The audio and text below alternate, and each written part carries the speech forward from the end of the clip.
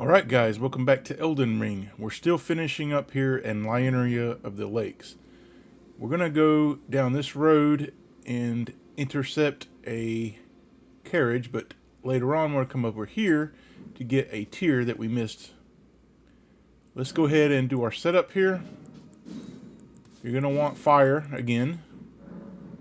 As far as weaponry goes, we're going to want the Magma Whip Candlestick, the Jar Cannon, and the Misericord. We're going to experiment a little bit with explosive great bolts in this episode as well. Talismans, you're going to want your Fire Scorpion Charm, of course, your Godfrey's Icon, Ritual Sword Talisman, and the Crepus Vial. And we're going to need some Volcano Pots. As many as you can get. So we're going to go ahead and take on this troll just before taking on the camp. So the best way to do this is go this direction.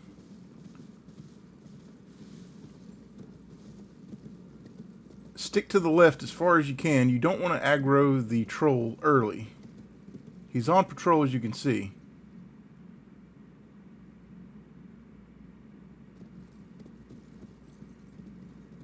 I'm going to stop about right here and start buffing. Golden Vow, Howl of Shiburi, and our Physics Flask. We're just going to run up behind him and activate Sea of Magma, and only one attack should take him out. This enemy has a chance to drop the Troll's sword. He didn't drop it for me on this attempt.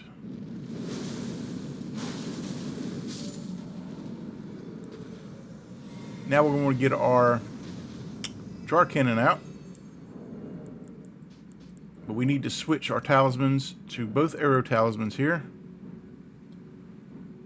There is a rather tanky dog in this camp, and we're going to take him out first. Well, second actually, because this sorcerer right here, perched up here, he is a thorn in our side because he will just continuously pelt you with magic from above. He's the lookout for that camp over there to the left. Now we're just going to kill everything in this little mini camp here. Take out the dog first, followed by that enemy to the left. There's one more on patrol. We're just going to free aim him. There are two more enemies left in this camp up here. We're going to get Misericord out.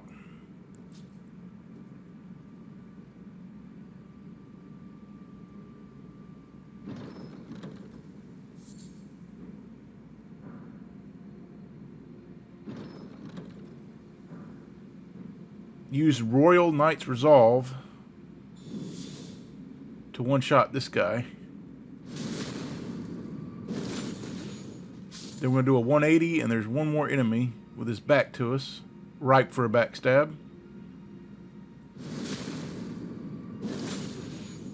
Now we're going to get our Magma Whip Candlestick back out because there is a pumpkin head down here. But one Sea of Magma will end him.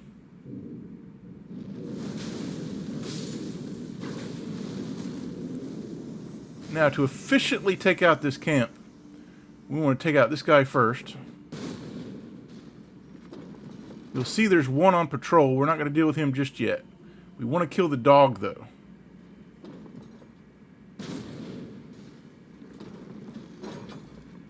Now we're going to come over here and wait till the guy on patrol turns his back. And then we're going to work our way from left to right.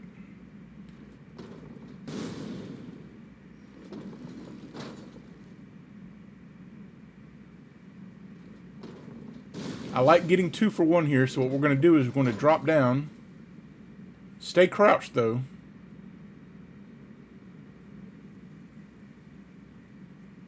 You'll see the enemy huddle over this campfire. We're going to aim at his head.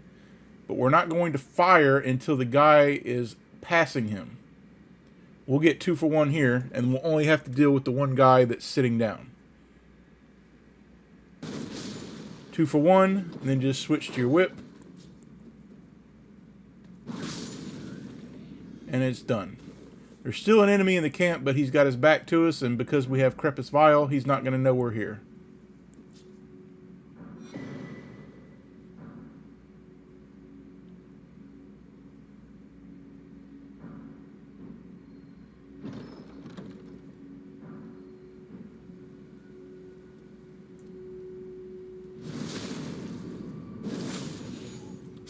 Now that this camp is clear, let's move on to the carriage and its convoy. You want to move over here.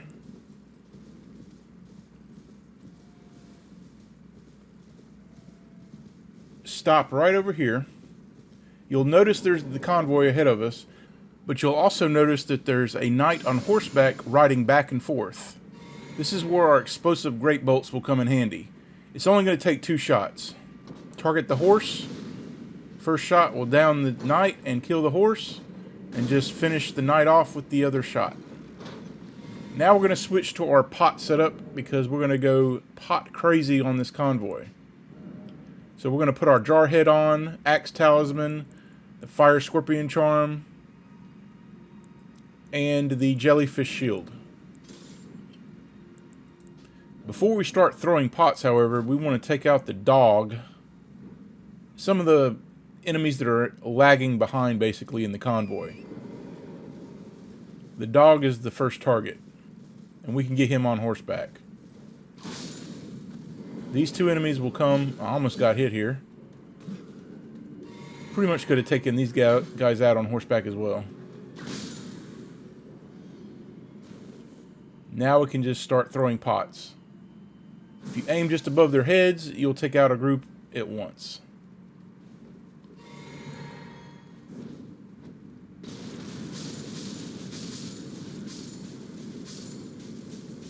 A few knights over here.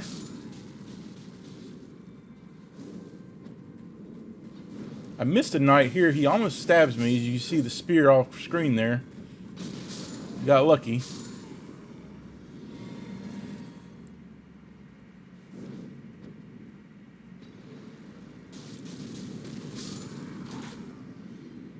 Once the groups have been thinned out, you can just finish off the rest with your whip. Try to prioritize the sorcerers because they can pelt you.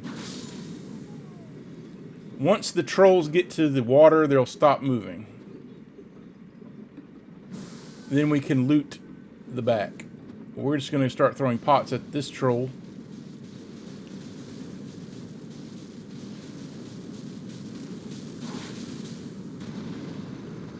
All they can do is really just try to stomp you. Trivial attacks.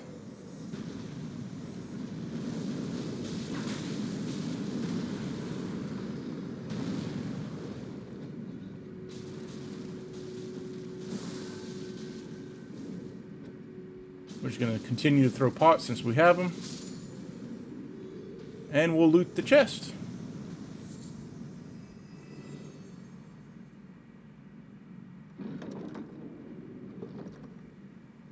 You'll get the Carrion Knight's Sword. Now, onto the tier that we missed. Let's go ahead and warp to the road to the Manor side of Grace.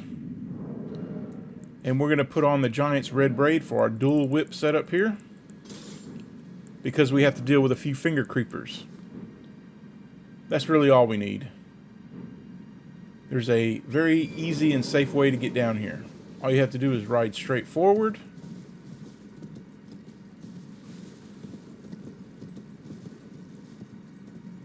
And you'll notice there's a way to get down. Just drop down here safely.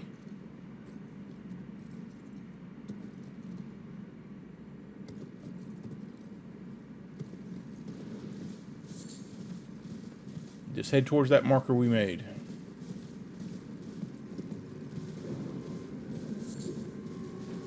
There's a big finger creeper and 2 little ones. We're just going to throw a pot at the 2 little ones.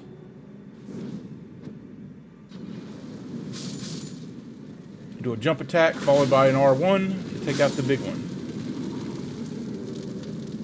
And now we'll get a very important tier, which I should have gotten earlier, the intelligence tier. This combined with our magic tier will give us even more magic damage when we need it. And we will be using it multiple times in this episode.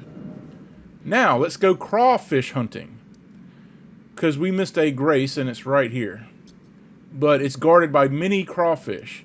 Some of them are asleep, but that doesn't matter because you've already seen what they can do to you. So we're going to kill them all.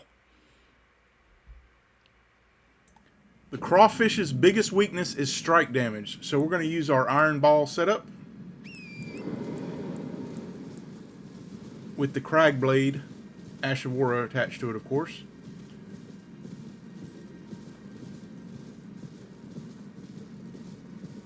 Just right over here. Now all these that you think might be dead are just sleeping. We're going to put on Golden Vow. Crag blade, Howl of Shabiri. Well, actually we don't need Howl of Shabiri. 2 R2s. Take them out. Well, charged R2s. You want to do a charged R2 if you can. If you hit them solidly, they'll go down in 2 hits.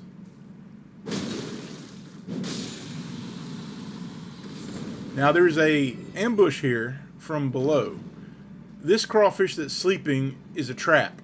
First you want to hit the ground next to it, anywhere right here. You can take this guy out. But you can use darkness on the crawfish, and they'll just let you hit them. Once again, darkness paying dividends. Once the enemy is aggroed onto you, all you have to do is cast darkness, and they'll go back into their passive state, allowing you to finish them off.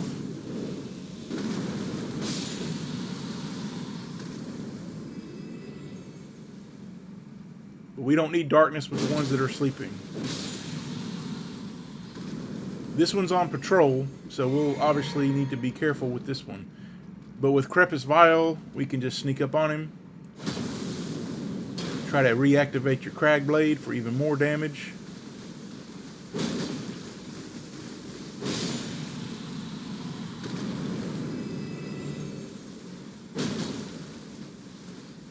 And that's it. Crawfish hunting over. Now, we can get to the grace without getting pelted in the back by those annoying attacks that they have.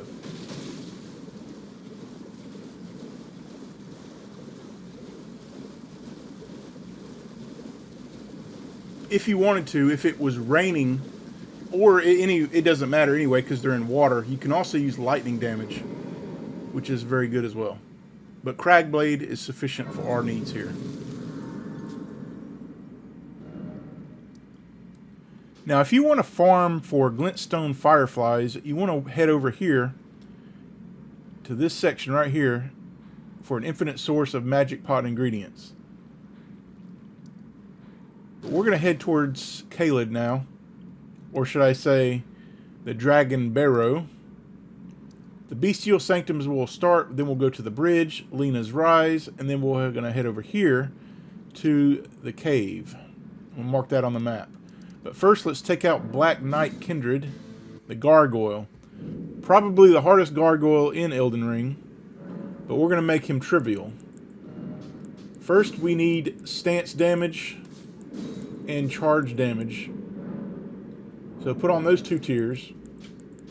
The Axe Talisman is a must. We're also going to put on the Winged Sword Insignia. And important to have the Golden Scarab because this enemy will give you quite a few runes. We're going to use Lenne as well, but she's not going to do pretty much anything, but she is going to get a kill shot. This is just a backup plan. Buff as usual. The important thing here is to come at the gargoyle from the side. Do not come from behind or the front. If you come from the side, you'll have a better chance of success. Come from the side, hit him 3 times. You'll stun him. Don't go for the critical. Instead, continue to hit him with charged R2s. If you can hit him 3 more times, it'll pretty much be over, and Lenne got the kill shot. Easy peasy. Now we're going to go rest at this grace.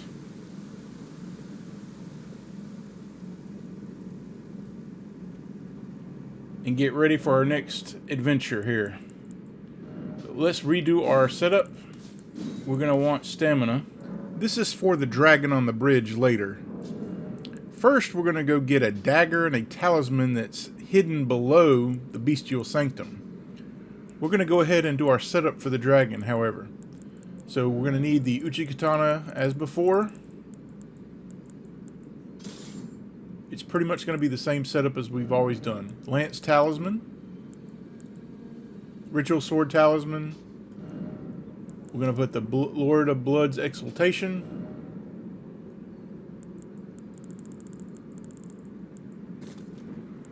Dragon Wound Grease. Pickled Turtleneck. And that's good. The only enemies we're going to encounter on our way to get the talisman and the dagger are bats. And the Uchi Katana unsheath is more than enough to take them out. Do a quick right here. We are just going to put on the cat ring real quick, because I might get some fall damage here. I'm not sure. So once you see these two birds, let's go to the right a little bit, and we're looking for this root that's jutting out from the mountain. Just calmly and slowly descend. You'll see another branch, and I recommend getting off torrent for this one here. And then you'll want to fall onto this roof structure here and just make your way down. There are several layers to this structure. This is just the first one. We're going to ride a little bit.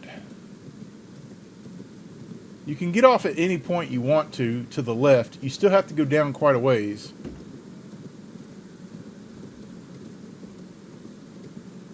We're going to get off right here. What you want to do is jump right here and make another jump to the other side. Now I like to stick to the far right and just kind of use any kind of ledge I can to break my fall. Then we're going to get the katana out and take care of our first bat. One unsheath will do it.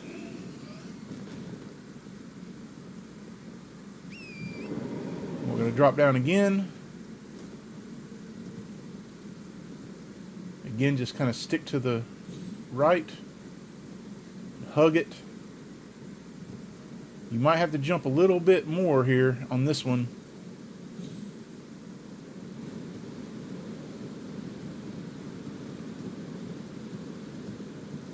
There's going to be another bat coming up. There's your first talisman there. And the dagger is not too far away from here.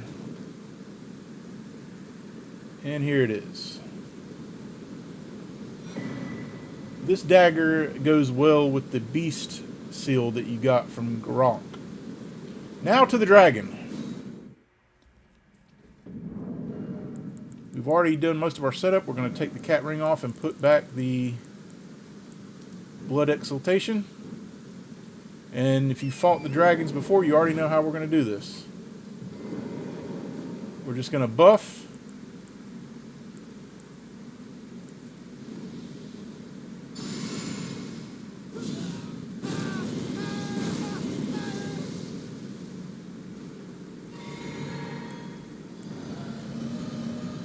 Eat the pickled turtleneck. Dragon wound grease on our katana. And it's the same as before. We're just going to wail on him. If you can get a headshot, you'll do even more damage, but you get so many opportunities to hit the dragon. And with the dragon wound grease, you're doing even more damage. Whenever you see that camera change, you need to move away. It's pretty much a tell that he's going to do something. Dragon fights in this game are very simple. When you're on horseback, that is. Luckily for us, all of our dragon fights have been on horseback. There are going to be some occasions where we're not going to have the luxury of torrent.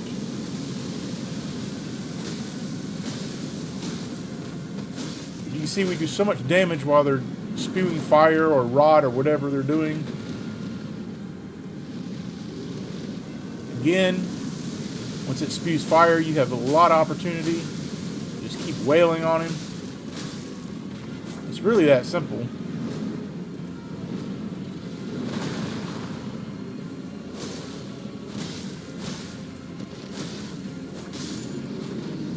we are going to pop a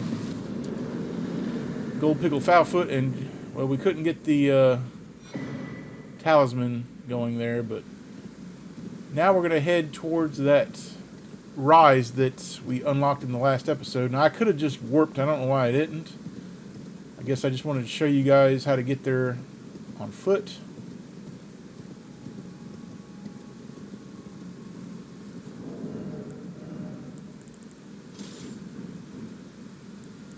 We're just going to use unseen form so that we don't get any militiamen on our back.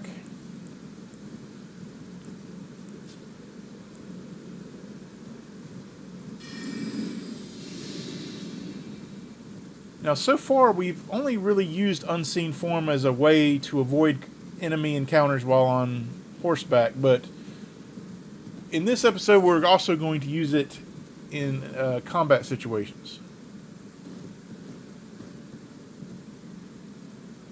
Yeah, I should have just warped. But just like last episode, you're just looking for a route to get down. It's over here by this tree.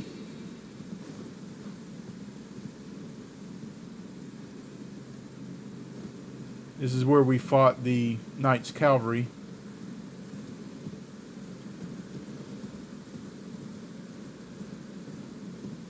Now, most of these rises have a puzzle with turtles, but this one doesn't really have a puzzle. All you're going to do is ride the Spirit Spring up to the roof and drop down to the balcony, and it's over. So you can't technically enter from the door ever. This seal will be forever shut off as far as I know.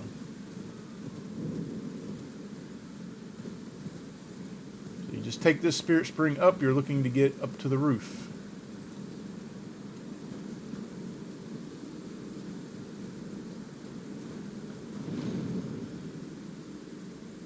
Once you get up here, then you're just looking for the balcony, and it's right there. This will give us another memory stone. We're getting close to maxing out our slots.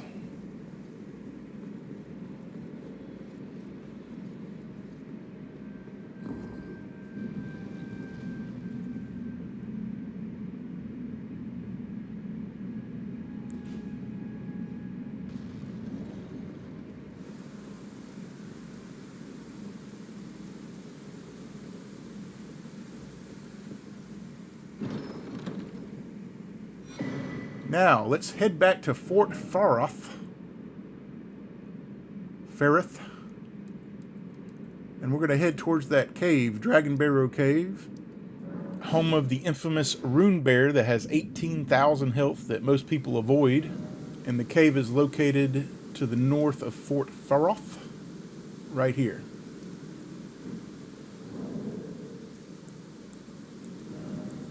Now, if you don't have any ritual pots, you're going to need some to make this easy. Not just for the Rune Bear, but for the boss as well. Sleep pots are not going to be a thing. You don't have to worry about sleep pots. I was experimenting at the time with this footage, but I have found the ultimate kryptonite for the Rune Bear and the Beastmen of Fair Missoula. One thing I've learned from making this series is no matter what you see from other players on YouTube, there's always a better way, a way that you find is easy for you. And I find that my strategy is got to be one of the easiest. And nobody has tried this, at least I haven't seen any videos on YouTube using this strategy. And I was just thinking about it and thinking, well, maybe this will work. And sure enough, it did. The kryptonite for Rune Bears and Beastmen of Fair Missoula is an item that I was told was pretty much useless. I was watching YouTube videos of rankings of items, and this was one of the worst items that they ranked. But it's actually one of the most useful against these two enemies, and it's none other than Beast Lure Pots. Make sure you have some ritual pots, and at least 3 of these for the Rune Bear encounter and for the boss. I think we only used 2 for the boss, but Beast Lure Pots are basically this game's version of alluring skulls. It will completely distract the enemy to the point where you can have your way with. And we're also going to put our new intelligence tier to good use as well. It's going to be our weapon of choice against the boss, but not against the Rune Bear. Against the Rune Bear, we're going to use the Thorny Cracked tier and the Dexterity tier, and our weapon of choice will be the Venomous Fang.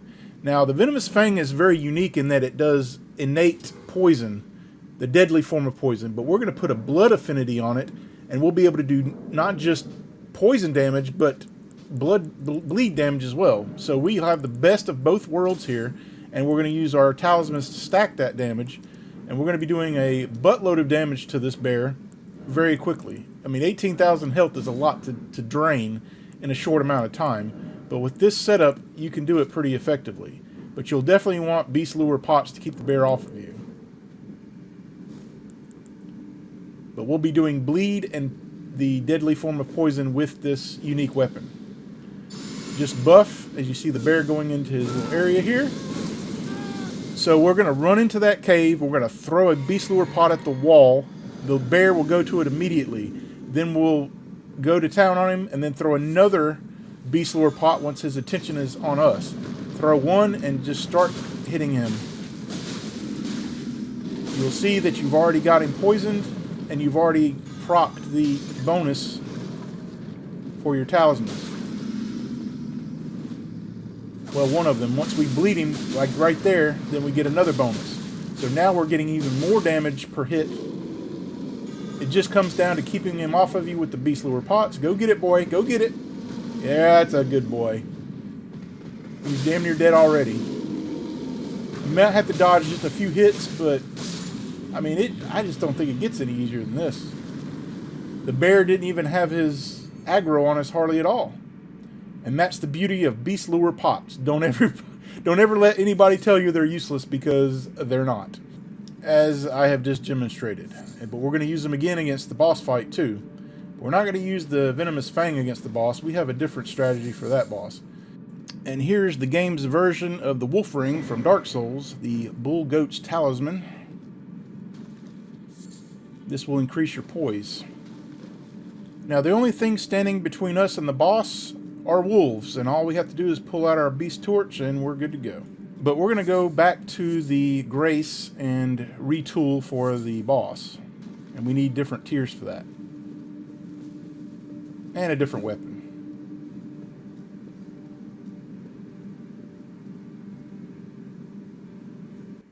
So for the Beastmen of Fair Missoula, we're going to use the Magic tier and the Intelligence tier. Both of these tiers. This will absolutely trivialize this boss to the point we're going to kill both of them in less than 20 seconds. Less than 20 seconds, both of them are going to be dead. So for our weapon, we're going to use the Glintstone Kris. We'll need to have the staff out as well, though.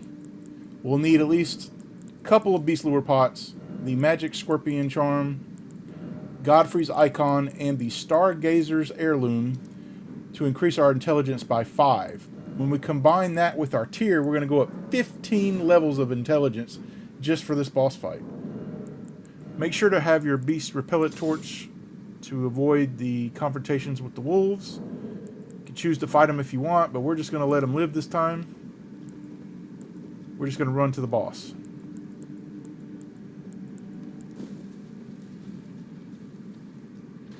Just going to do a hard right here into this entrance. Drop down. Now be careful when you drop down, because if you land on one of the wolves, they'll all attack you. Well, that one that you land on will attack you. But there's the beast blood, so the game is giving you one of the ingredients to make beast lure pots. I don't find this as a coincidence. I find this as good game design. The game is trying to get you to think about it. Now we're going to drop down here. We're not going to buff just yet. Drop down to the back of the room and just start buffing. Golden Vow and Howl of Shabiri. And we're going to put on Terra Magica for even more magic damage. We're going to one-shot the one in the back that has the boomerangs. And then we'll three-shot the other guy. So all you need to do is stay right here. Put on Terra Magica. One shot that's fully charged will take him out. And then just start wailing on this guy. If he gets his aggro on you, just throw a beast pot to get his attention away from you. He'll go to it, go back to your little sigil, And it's over. It just doesn't get any easier than this. Try to get your gold scarab if you can to get even more runes. And that's it. Cave done. Now we're going to go head back to that well that we had discovered in Limgrave, the Siofra River. I did say this was part of Carriage.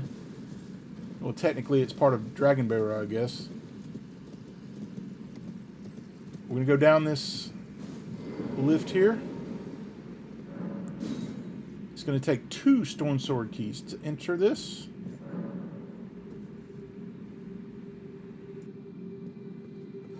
So this lift is going to take us to a hidden area in Carriage where we have to prove ourselves to the Great Jar. By proving ourselves to the Great Jar by killing 3 NPCs in a row, we will get a talisman that will give us even more equipment load. And there are 2 golems on the way to the 2 NPCs that are quite annoying and actually can interrupt you as you're fighting the NPCs. So for this battle, I've decided to whip out a different build. We're going to create a build with our Hoslow Petal Whips. We have yet to use these whips, but now it's time to break them out. First, I'm going to hit this grace. We need to switch up our physics flask here. We're going to go strength and dex. Now we're going to go to Ashes of War and go to the Hoslow Petal Whip. On our left hand, we're going to put Bloodhound Step. The affinity is going to be blood. We want to have the one in our right hand untouched so we can use the Blood Flame incantation. Right now we just need the Cestus and the Axe Talisman. We don't really need anything else at this moment. We have to get to the Great Jar first, and we have to go through 2 golems to get there. If you ignore the golems, they can still interrupt you while you're fighting. So it's a good idea to go ahead and take them out now. So we're going to cast Unseen Form after we jump over this cluster of 3 right here. If you do not cast this, the golem will be able to shoot you way before you get to him. At this point, he will already have shot you. But as you can see, he's delayed in his attack. Now just go to town on his ankles as before. I don't recommend going for the critical here because it's just the awkward terrain. It's just too hard to get to him.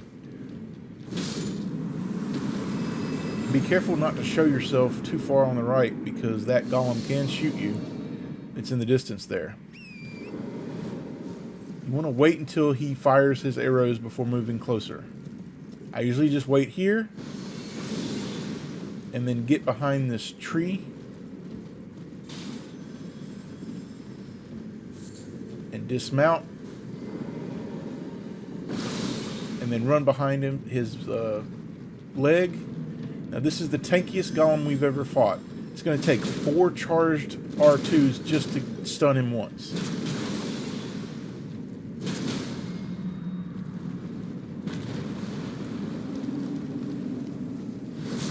They have a chance to drop the Golem Greatbow on occasion. Now, for our build here.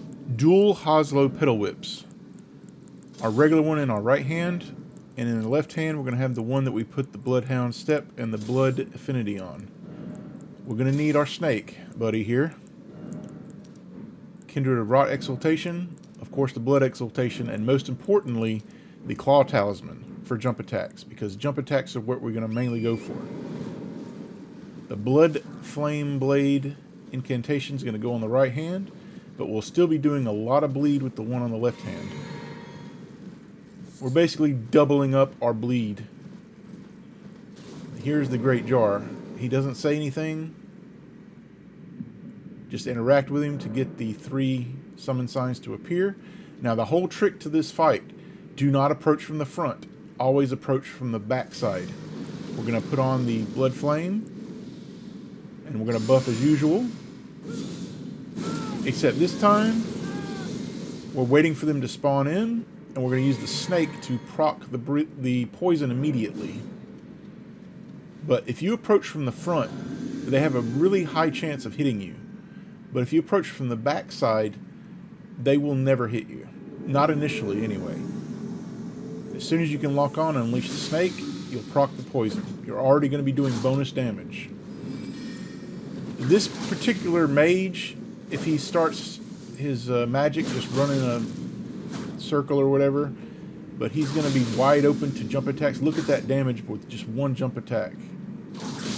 Insane damage. We're going to basically rinse and repeat that for the rest of the enemies, but the other two are slightly different. This one in particular has a poison attack. He's much more aggressive. He will charge you, but you can use that against him by just waiting for him to charge you and then just doing an L1 on him.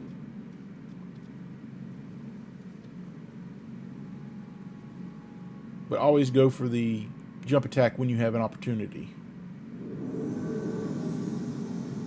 Unleash the snake. Sometimes he'll block. And he has that poison moth that he'll try to get on you. But again, you can see he's always trying to charge you. So you can do an L1 with your dual whips and you'll hit him most of the time.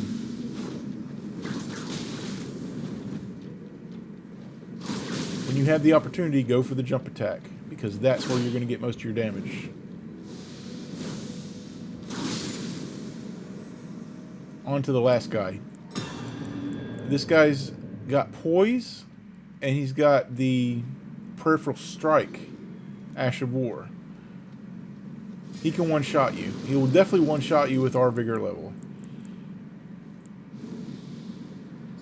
To be a little patient with this guy, kind of wait for him to whiff, then go in for the attack. He likes to go in for counters too.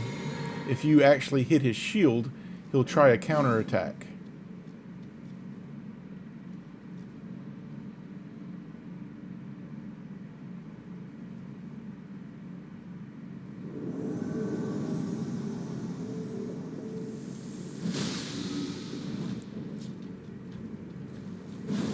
He's got pretty good range with his attacks as well. If you jump straight up, instead of charging, you'll have a chance to back up if he does try to hit you. Spacing is important, just be careful. But as you can see, the jumping attacks do so much damage. Really is not much to say. Here's when he goes for his peripheral strike, he's wide open to attack, if you can get the spacing correct. But there's really not much to say. Your L1s will serve you well as well.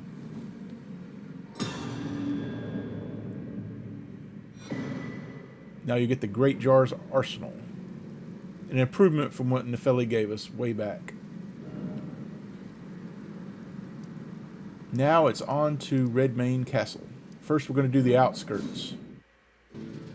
I have a pretty good strategy for getting through this area without taking damage. We are going to have to do some different things here though. First, you want the Nox Flowing Sword for sure. Absolutely, you need this. Then we're going to need the Misericord and the Jar Cannon. You'll need your staff. We're going to be utilizing both of the bolts, the Ballista Bolts and the Bone Ballista Bolts. You'll want Crepus Vial and the Dagger Talisman to start with, and the Arrow's Reach Talisman. We're going to have to create some things here. We want to create one sleep pot and at least 3 or 4 lightning pots. And we're going to go ahead and fill out our bone ballista bolts here.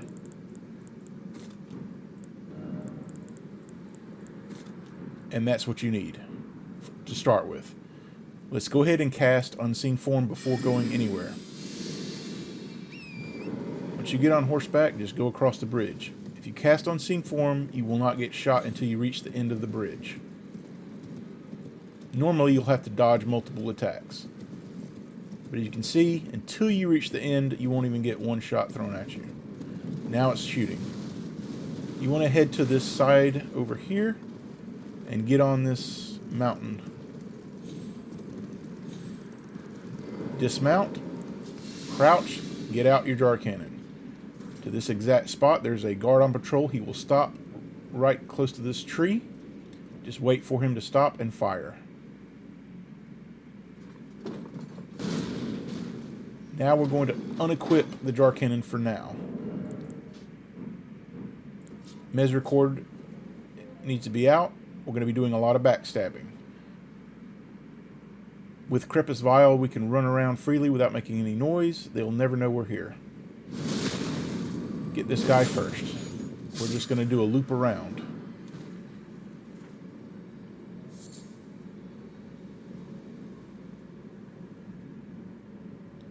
This particular enemy is very tanky. You'll need Greyll Knight's Resolve for sure. With the Dagger's Talisman, you'll be able to take him out.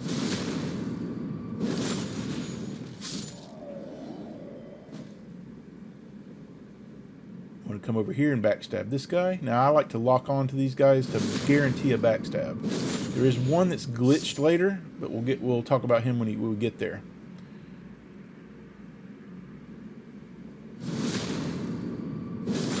Now make sure you hug the edge here, because if you don't, this guy next to the tree here, he can actually see you out of his peripheral vision. Many times he spotted me.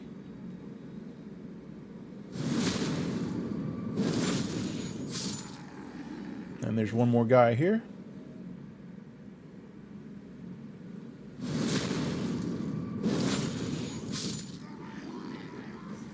Now we're going to cast Unseen Form again. I'm going to go to the left side of this next encampment. And this is a rather hilarious moment, because this guy on the machine, he will always kill his friends. It's really funny to see. He won't kill the other guy, he's got too much health. But with Unseen Form, we're going to use it in combat situation now. We'll get the jump on these guys before they can get any bead on us. We're just going to take them all out very quickly. Do not go any further from right here. There's a troll that will jump down from the tower, and if you go too close, you will not be able to get ready for him.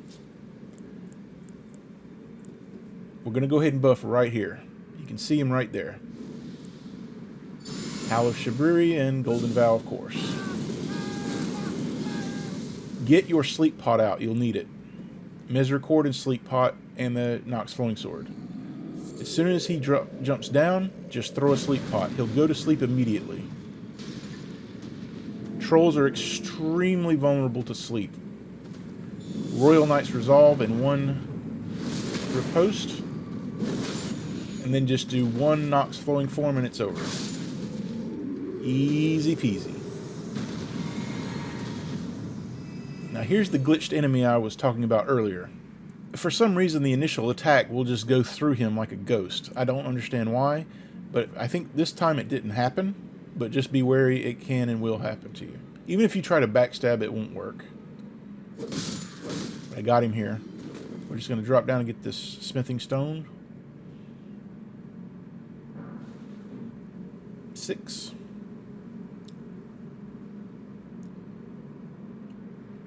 Now when we get to the top of this ladder, we're going to retool. Well, not this ladder, this one.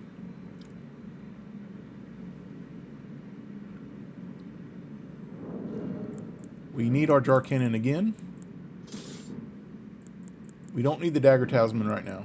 We're going to go with the other arrow talisman.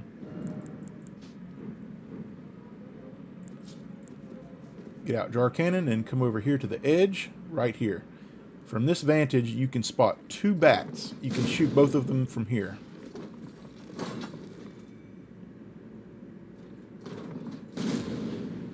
That's half of the bats already gone.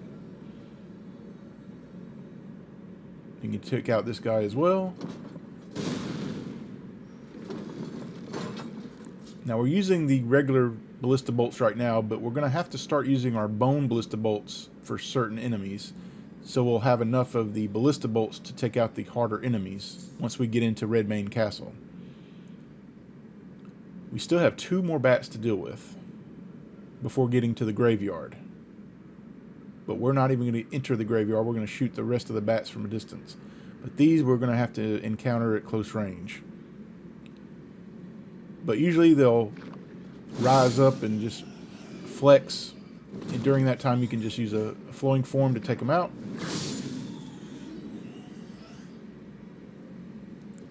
You'll need both buffs because there is a operatic bat. We all know how those are, and we hate them so dearly. And that's the one right there I have marked.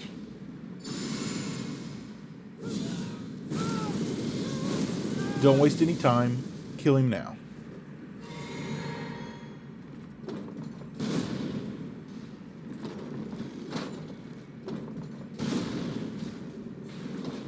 Let's take out the rest of the bats. And there is a scarab right here that has a very good Ash of War. Flaming Strike does a lot of poise damage, but you have to be really close to the enemy.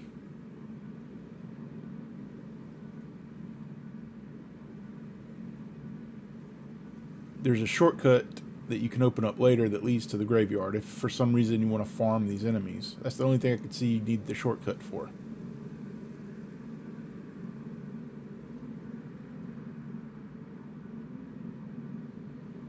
We're now in Redmane Castle proper.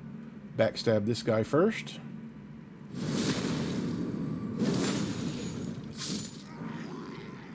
This guy's none the wiser.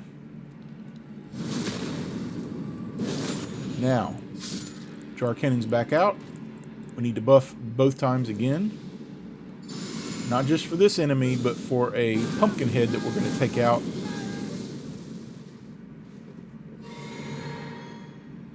We'll go ahead and shoot this guy twice.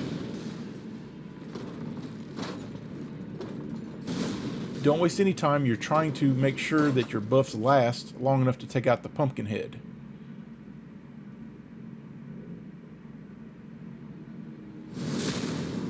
But I don't like ignoring this guy because he can be alerted to your presence as you're trying to take out the pumpkin guy. So right here, aim and fire. Then you can aim to the right a little bit and take him out. Done. Normally you'd have to fight him at close range, but now we don't have to deal with him. Now we're going to switch to the bone bolts because there's a dog here that does not need the regular bolt. Just fire a bone bolt into him. You need to still have the jar cannon out though. We're going to need it soon. Just drop down. And we're going to enter this room. There's a lot of commoners in here, but the Nox Flung Sword will make short work of all of them.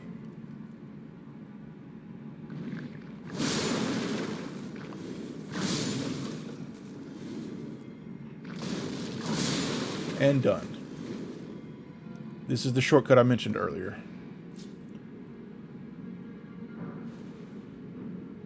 There's a page coming up, but we have the jump on him. There's no way he can get to you if you just do this. Once you get the aggro and he runs at you, if he starts firing and he doesn't stop firing, then you're screwed. But if he starts running up the stairs, you got him. He's going to take 2 flowing forms to take him out, though. Now, this is the hardest part of this whole section. We have to deal with 2 Elder Lions. We're going to buff. We just want to shoot 1 bolt to get his attention, and then we're going to de-equip the jar cannon because we don't want to be fat rolling. And we're going to need our mobility. Fire 1 bolt, unequip, and back up. We're going to use the safety of the doorway and Nox Flowing's form to go through the wall when we can get him. You have to kind of just pick your battles here whenever you want to go for the attack. But with these buffs active, it's only going to take 2, maybe 3 hits.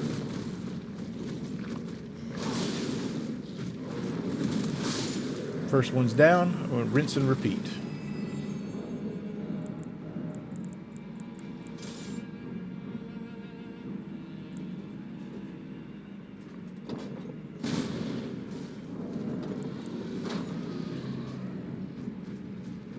Normally when they do their jump attacks is when you can go in for the attack.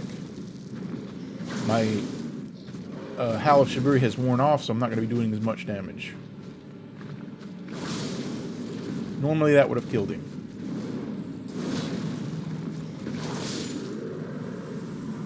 And done. The rest of this area is easy. We're going to swing around here to get another item. Up these stairs.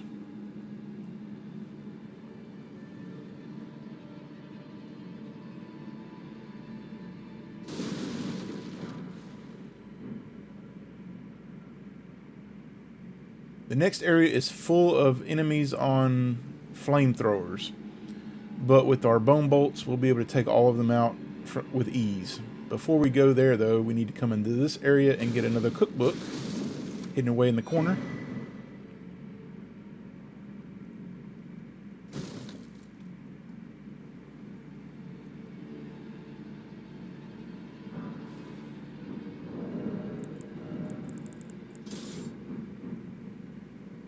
But you'll need your jar cannon out again. We can use the Nox flowing sword to kill these enemies.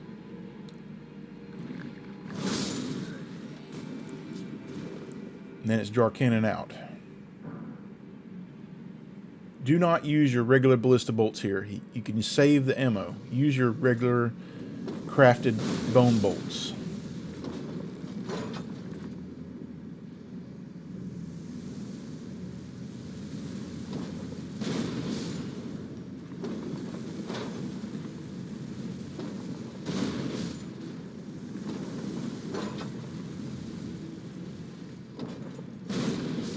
Now, we're not quite ready to move forward yet. We need to go into the next area where that pumpkin head was. And from that vantage, we'll also be able to kill a few more enemies that will give us trouble later.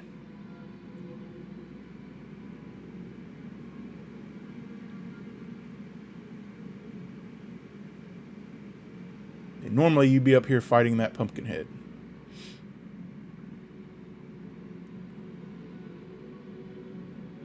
Smithing stone up here.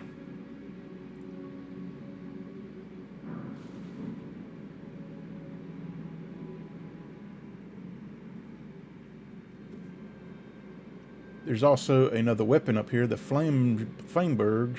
You're familiar with Dark Souls, you've seen this one.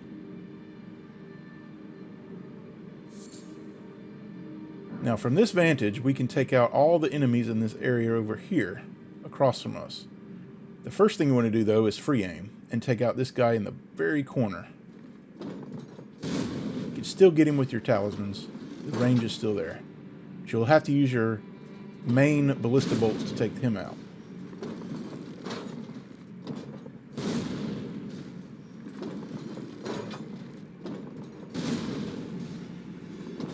Now that that area is clear, I'm going to drop down and finish off our flamethrower friends.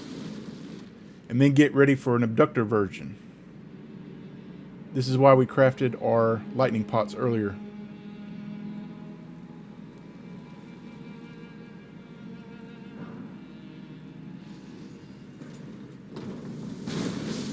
This area is now clear. I recommend unequipping the jar cannon before fighting the virgin, because you'll want to be able to dodge roll. And you'll see I nearly get hit. But because I didn't have the jar cannon equipped, I was able to avoid it.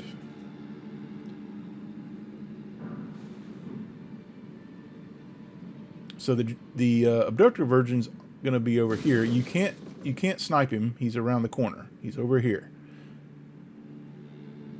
You can actually use this area as a safe spot once you lure him out.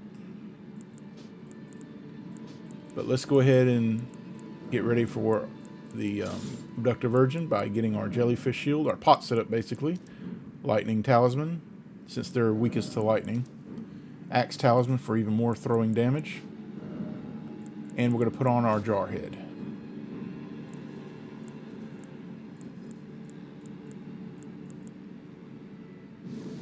We'll buff here. Don't try to buff down there. He can charge you and kill you instantly. It's happened to me, trust me.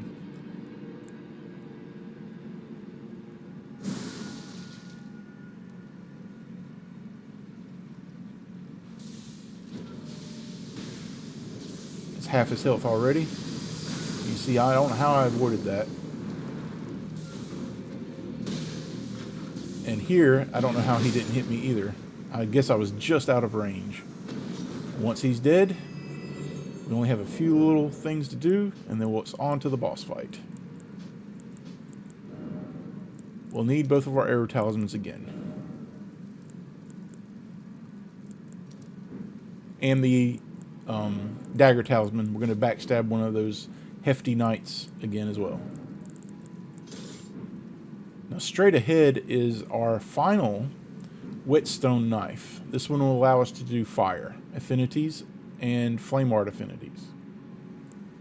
They scale differently. Be wary, there's a guy on patrol, just get behind him.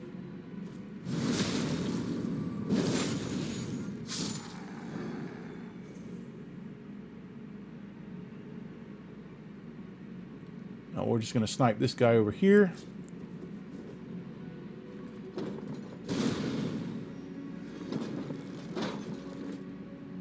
Now, Nox Flowing Sword out. And what we're going to do is just run up on these two guys, wait for them to fire because they're using crossbows. It's very easy to just jump over their bolts. And then Nox Flowing Sword, and they're both dead. From here, we can snipe this guy.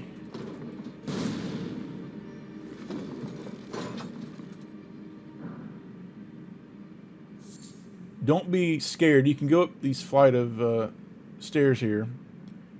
I was a little too back. I was too far back and I didn't get the shot. Just go up a little bit and fire. Now we just need to backstab the last guy and it's on to the boss.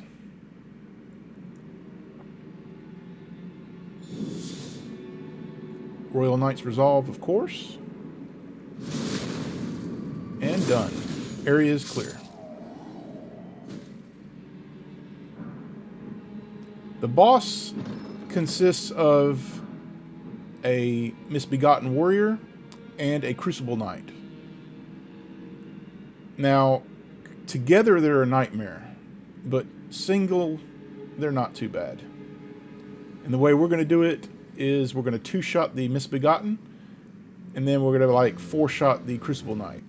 Crucible Knight's biggest weakness is fire. But we need the magic tier as well. Magic and fire tiers. For talismans, it's going to be pretty much the setup that we did for the cave. But we're going to switch the talismans after we kill the Misbegotten Warrior. We're going to switch from magic to fire so that we'll be doing max damage to the Crucible Knight. You'll want the Flame of the Redmanes, so we put that on our falchion. So you have the Glintstone Chris and the Flame of the Redmanes on the falchion. That's all you need. And we're going to do the same thing that we did earlier. So we're going to use Terra Magica as soon as we walk through the fog wall. It's only going to take 2 shots to take out the Misbegotten. 1 charge shot and a regular shot. Wait till he runs at you, though. Now, as he's dying, switch to the Fire Talisman. And all you have to do is Flame of the Redmanes. Run up on him. There's one. I got robbed out of one of my shots here. He's already down to half. Right there, it should have hit him. It should have taken him down to 1 more hit. But for some reason, we did not get it. So it's still going to take 2 more. Or 3 more, actually. Got in a little bit of trouble here. But just keep your distance and keep spamming Flame of the Redmanes. And that's it.